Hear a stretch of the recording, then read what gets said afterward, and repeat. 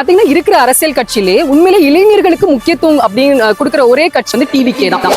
ஆக்சுவலா வந்து இளைஞர்களுக்கான ஒரு அரசியல், மக்களுக்கான ஒரு அரசியல், மக்களை மத்தியமா வச்சு பண்ற ஒரு அரசியல் வந்து டிவிகே மட்டும்தான் இன்னைக்கு பண்ணிட்டு இருக்கு. நம்ம திருநெல்வேலி முக்குடல இருந்து அஸ்விதான்னு ஒரு அக்கா அமெரிக்கா போய் படிச்சு பல லட்சம் ரூபாய் சம்பளம் கூட வேண்டாம் அப்படின்ட்டு நம்ம திருநெல்வேலி மக்களுக்காக ஒர்க் பண்ணணும்னு வந்திருக்காங்க. இன்னைக்கு அவங்க தான் நம்ம கூட இருக்காங்க. என்னோட பேர் அஸ்விதா.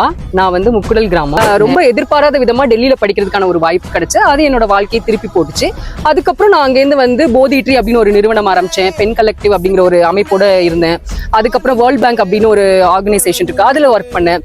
அதுக்கப்புறம் லாஸ்ட் இயர் போன வருஷம் வந்து ஹார்வர்ட், அமெரிக்கால உள்ள ஹார்வர்ட் யூனிவர்சிட்டியில போய் நான் வந்து மாஸ்டர்ஸ் படிச்சுட்டு வந்திருக்கேன்.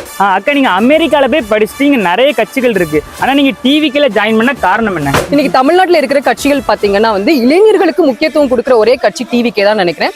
இளைஞர்களுக்கான ஒரு அரசியல், இன்னொரு மக்களை மத்தியமா வச்சு அதை ஒரு சென்டரா வச்சு பாலிடிக்ஸ் பண்ற ஒரே கட்சி வந்து டிவிகே தான். ரெண்டாவது பாத்தீங்க அப்படின்னா இன்னைக்கு நம்ம ரொம்ப வருஷமா ஒரே கட்சிகள் தான் இருக்கு. நம்ம உண்மையிலே மக்கள் எல்லாரும் ஒரு மாற்றத்தை எதிர்பார்க்கறாங்க. அதே மாற்றத்தை நானும் எதிர்பார்க்கிறேன்.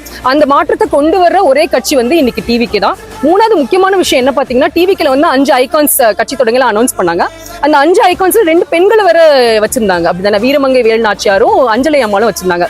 இன்னைக்கு பாத்தீங்கன்னா எந்த அரசியல் கட்சிகளுமே பெண்களை கொண்டாடுற கட்சியாவோ இல்ல வந்து பெண்கள் வந்து இந்த சமுதாயத்துக்கு பண்ண கான்ட்ரிபியூஷனை வந்து அக்செப்ட் பண்ற கட்சிகள் எதுவுமே இல்லை. அப்படி இருக்கச்சுல எனக்கு வந்து டிவிகே அது ரொம்ப ஒரு பெரிய விஷயமா தெரிஞ்சது.